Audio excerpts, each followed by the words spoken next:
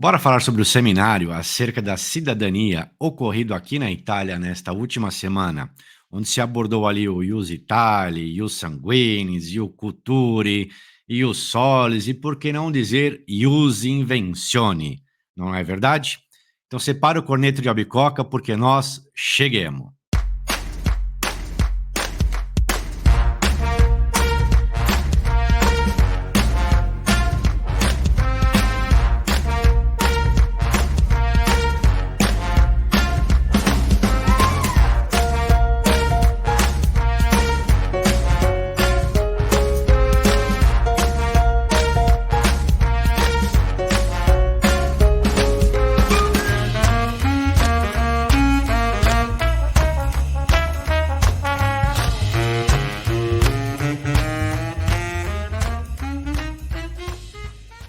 Olá, meus amigos, tudo bem com vocês?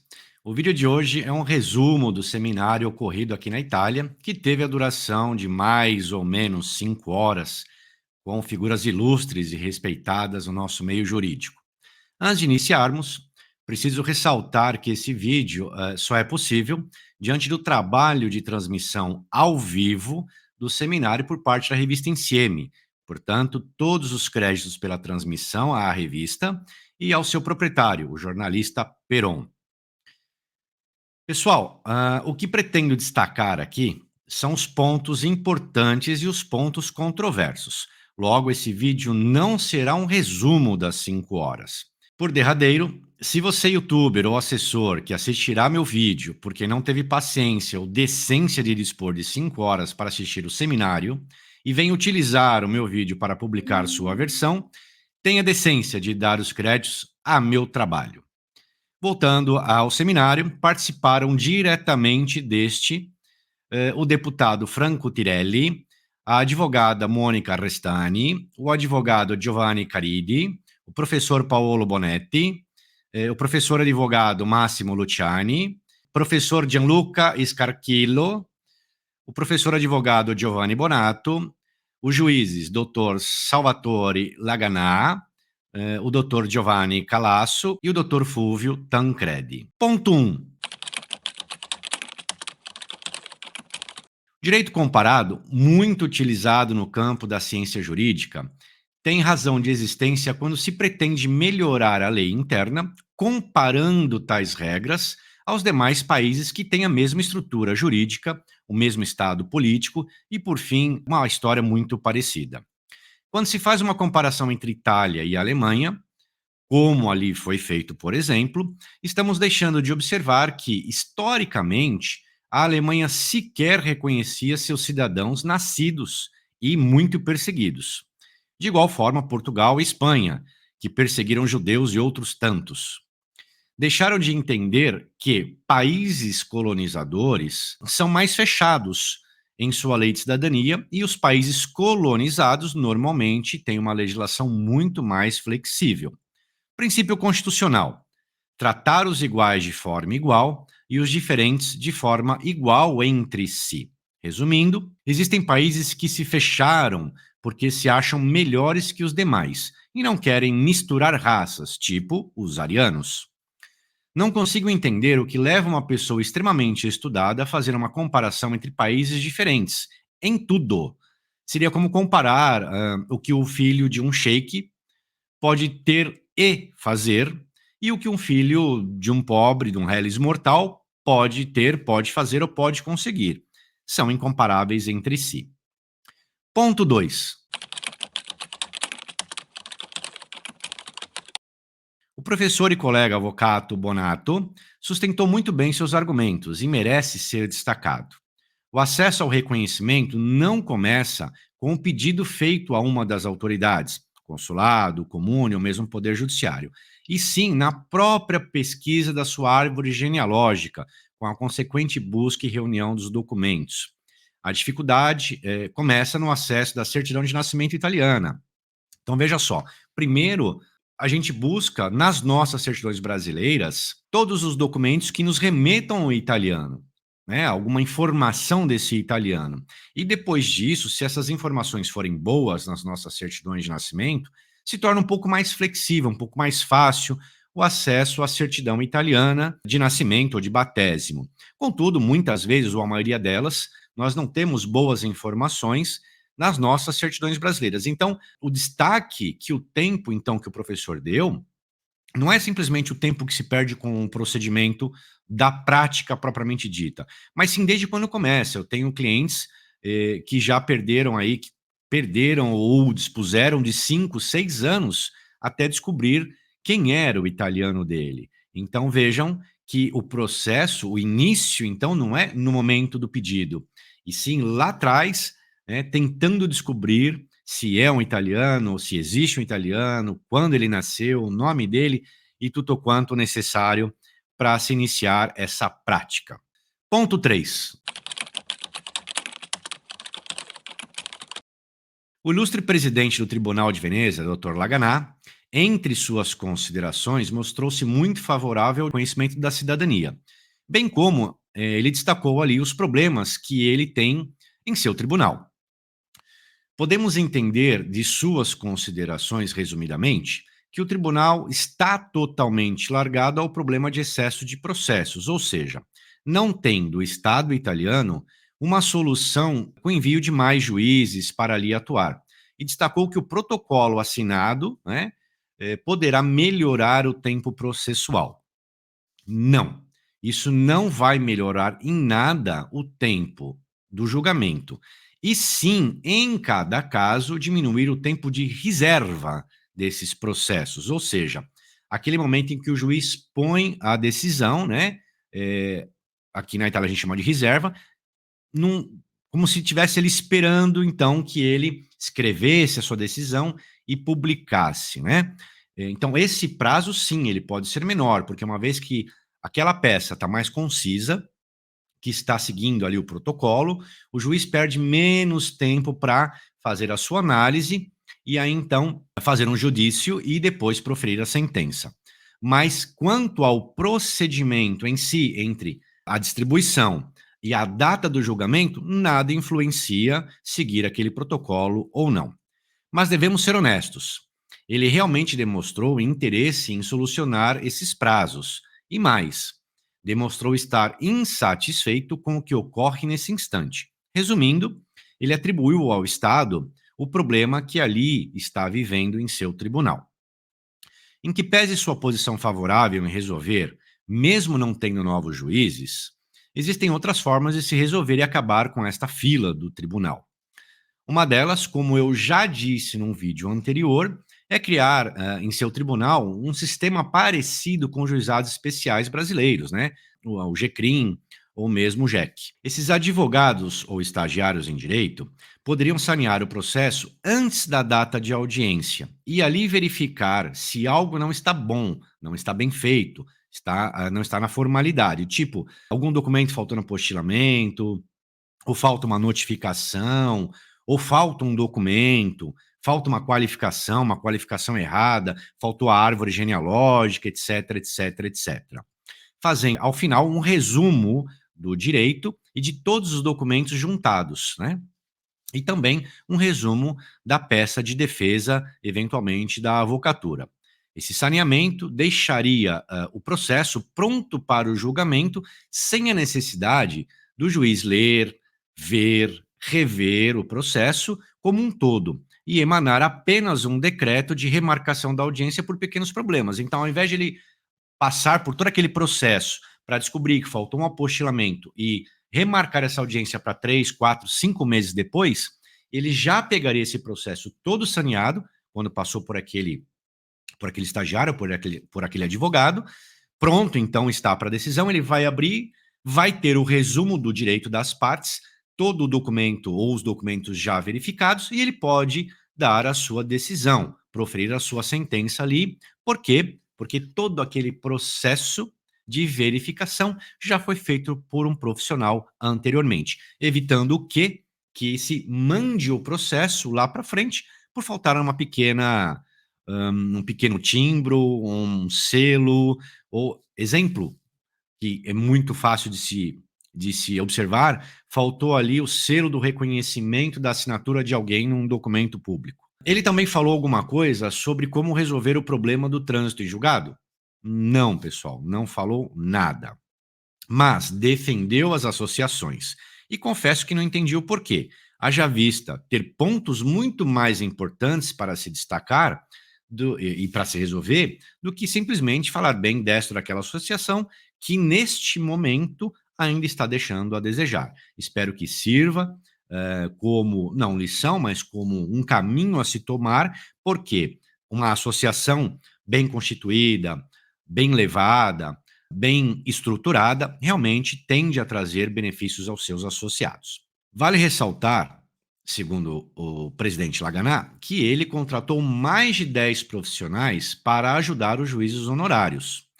Com tantos milhões que esse tribunal recebe anualmente, 10 contratações não representam nada. Me permita, ilibado presidente, com toda humildade, lhe aconselhar. Faça um convênio com as faculdades de direito para utilizar nossos futuros colegas para atuar nesses processos. Eu, por exemplo, fui conciliador por 3 anos no Tribunal do Tatuapé. Éramos ali 30 conciliadores, né? Cada um tinha um dia da semana que podia dispor, e nós conseguimos ali atender centenas e centenas e milhares de ações com apenas 2 juízas, né, não precisou mais do que isso. Por quê? Porque os próprios estagiários, os próprios conciliadores cuidavam de todo esse procedimento e só ia para a mão do juiz quando não havia um acordo, se era, no caso, uma conciliação, ou se era uma matéria específica que deveria ir realmente ao conhecimento dela. Quanto nós custávamos para o Poder Judiciário, para o Tribunal do Tatuapé? Os cafés e as águas que nós bebíamos ali. Ponto 4.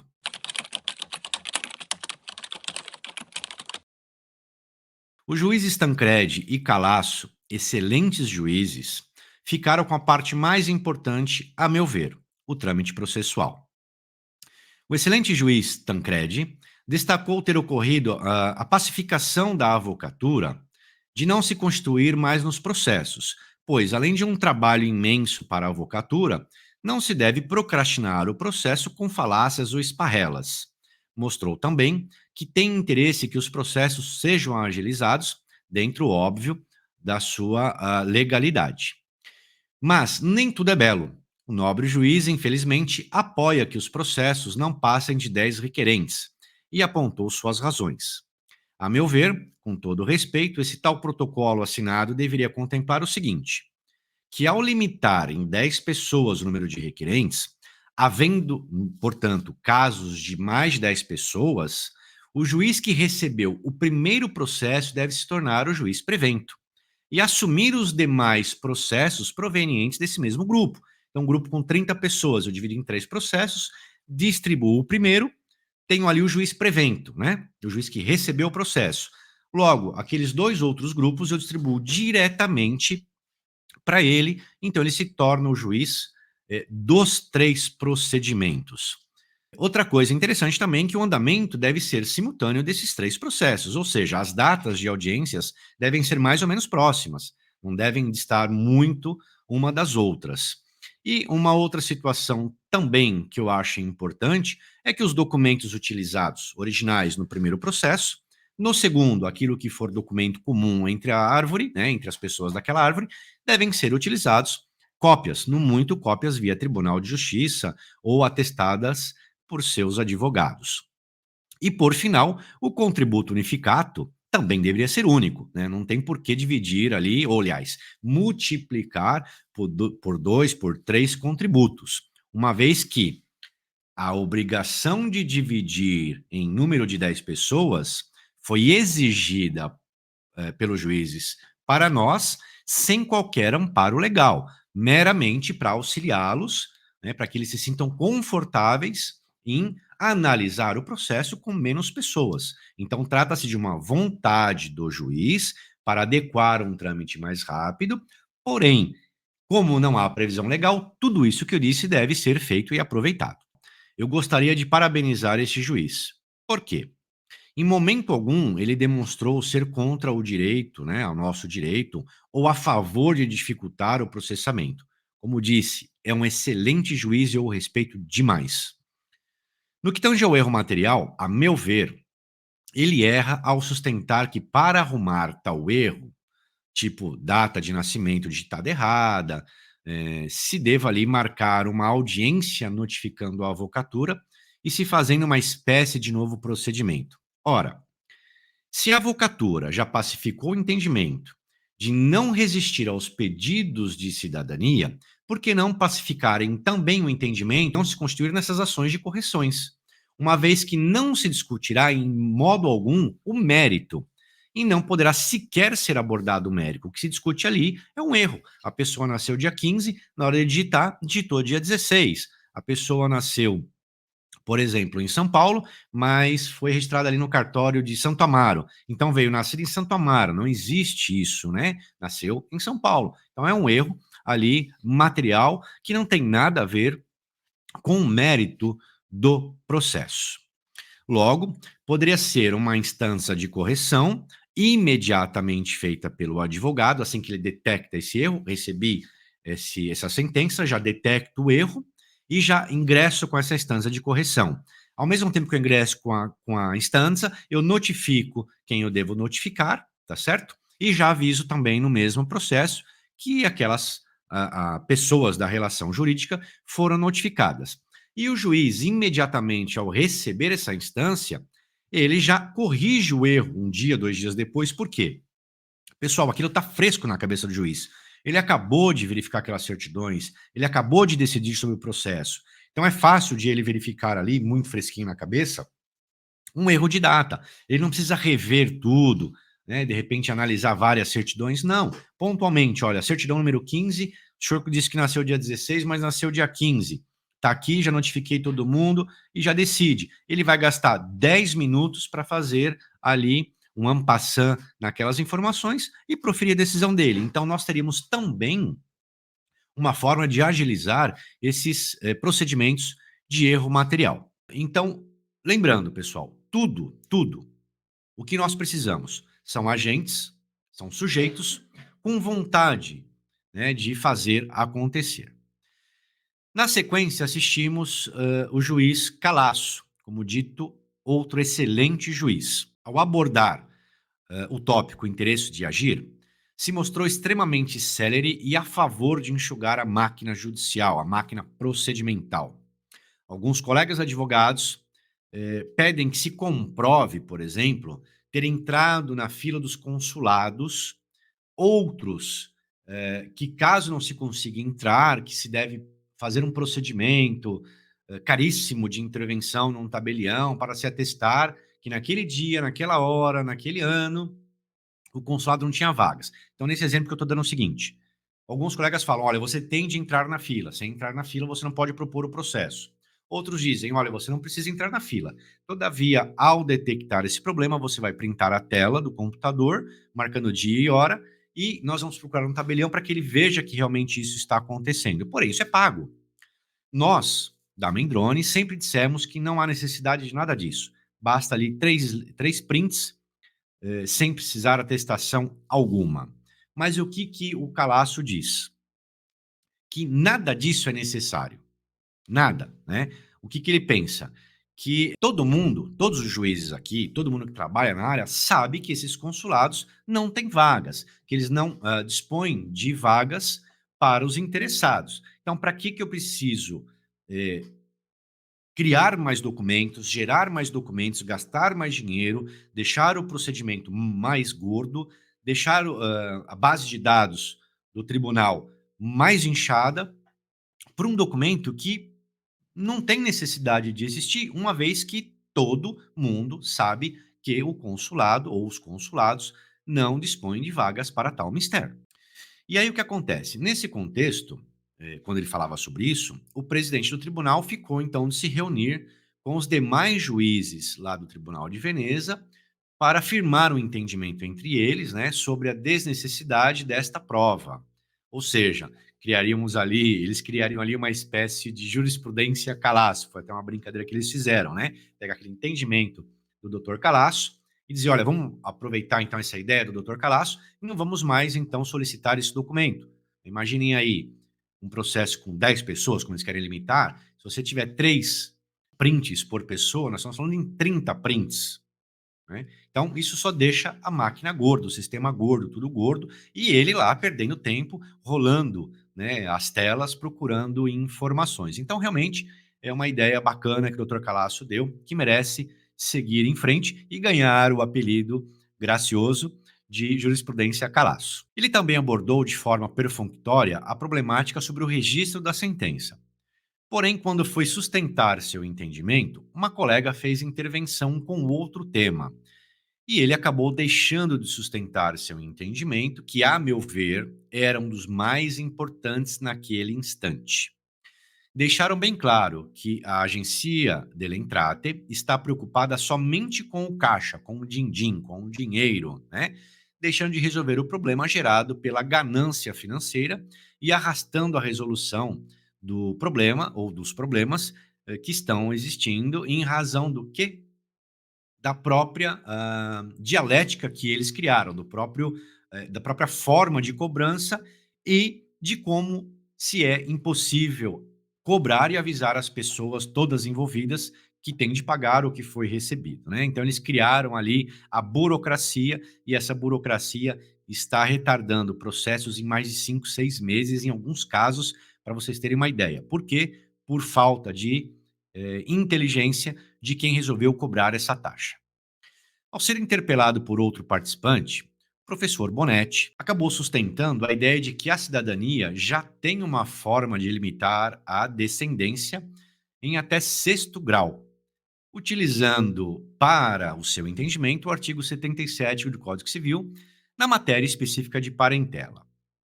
Parentela, desculpe, professor, mas são dois institutos diversos. Parentela é uma coisa e a linha de ascendência é outra.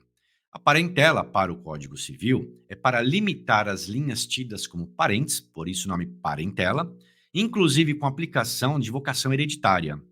Não se trata de geração, e sim de grau de parentesco entre as linhas que descem do mesmo ascendente. Exemplo, primos, tios, filhos dos primos e aí tudo mais. Então, para alguns direitos, se limita até o sexto grau para se discutir esses direitos. Tá? Então, parentela uma coisa e o direito ius sanguíneo, ou o direito geracional para tal mistério, é completamente outra.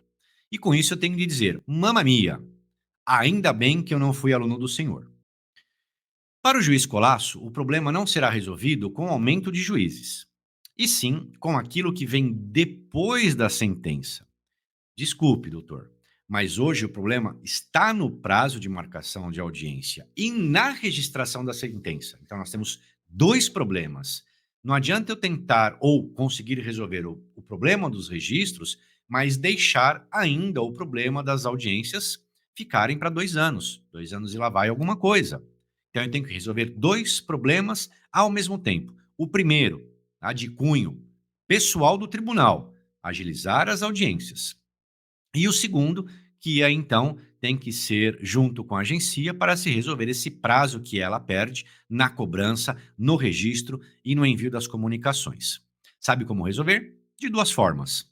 A primeira é o juiz, na sentença, determinar que o trânsito seja consignado independentemente do pagamento, pois não estão ligados entre si, ou determinando que a sentença tem efetividade executiva imediata, independentemente do trânsito e do pagamento do registro.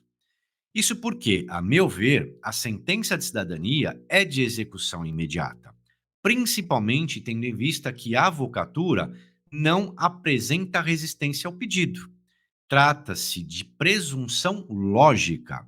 Isso se chama falta de interesse de agir. Se eu não tenho interesse de agir, não apresentei uma defesa, ok? Por que é que eu tenho interesse recursal? Se eu não compareci na audiência marcada para debater ou resistir àquele direito pleiteado.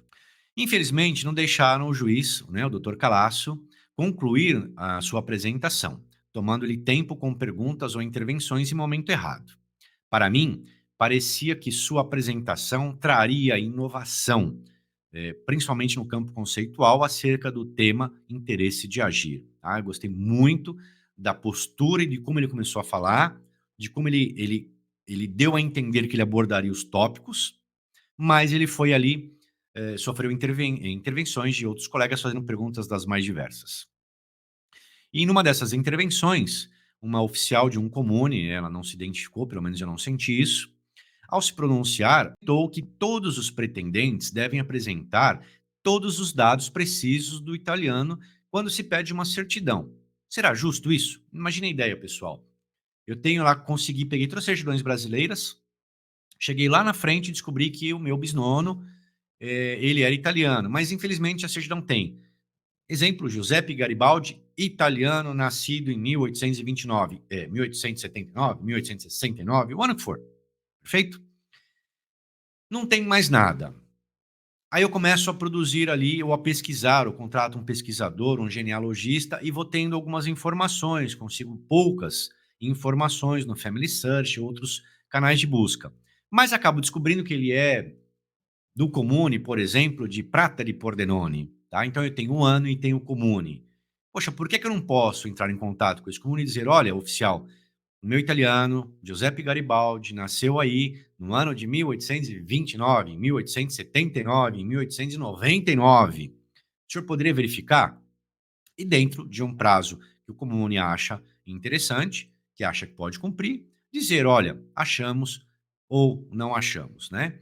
O importante é que sempre façamos o pedido para um comune específico, tenho certeza que é aquele comune. Por quê? Senão a gente também obriga que os oficiais acabem ah, trabalhando em todos os comunes através do nome que você deu e mais ou menos o ano de nascimento, sendo que você não sabe sequer a região. Aí eu também concordo com a oficial, tá? O mínimo que a gente tem que ter é o local de nascimento em um ano ali aproximado, né? Um range de 5, 10 anos. Olha, entre 1880 e 1890, mas a certeza é que é no seu comune. Então, assim, seria um tiro certeiro, precisando o quê? Buscar os livros de 10 anos. E óbvio que o oficial vai precisar de um tempinho para isso. Mas, por outro lado, nos abrilhantou também essa oficial com uma forma de como ela prefere receber esses atos para transcrição. Então, muito legal. Eu não vou aqui exemplificar, não vou aqui falar, porque cada profissional advogado, isso não compete ao cliente, né, a saber esse procedimento, mas ela ali deixou como ela gostaria de receber. Eu achei muito bacana a forma que ela expôs. Não é nada muito difícil, tá? Advogados atendermos esse pedido ali e até projetar isso para os demais comunes. Eu acho que vem a facilitar o trabalho do oficial. Então, se vem facilitar, bora fazer, não custa nada. Ah, e ela falou que o Comune de Soave pede 1.000 euros para pesquisar nos livros do italiano. Será que eu entendi certo? Para mim, é quase um ilícito isso, tá, pessoal? Cobrar 1.000 euros para você pesquisar nos livros. eh, pensemos o seguinte: se o livro está ali e ninguém pode mexer no livro a não ser o oficial, ele não pode exigir um valor tão alto desses, ok? Então veja, ele não pode abrir o livro, deixar eu entrar no arquivo, eu mexer no livro, que eu posso estragar. Ele não sabe quem eu sou, não sabe como eu vou cuidar. Então tem que ser um profissional ali do comune para fazer esse tipo de coisa. Mas daí, cobrar 1.000 euros, eu acho muita coisa. Como cobrar 600 euros, eu acho muita coisa. Como para vidimar um batésimo 400, 500 euros, eu também acho muita coisa. Resumindo, tirando os toques dados pelos juízes e pela oficial do comune, abordou-se aquilo que se está abordando há um ano e meio, ou seja, o mais do mesmo. O bate-papo foi legal, mas eu não vi propostas de resoluções de problemas ou dos problemas que estão dificultando o andamento dos processos. A meu ver, tirando os toques, a única coisa que resultou como proposta de aceitar-se as certidões em formato digital, evitando falsificações, traslados, o acúmulo de documentos. O resto, bom, o resto foi como dito, um bom bate-papo por ilustres e renomados juristas. Bacioni e arrivederci.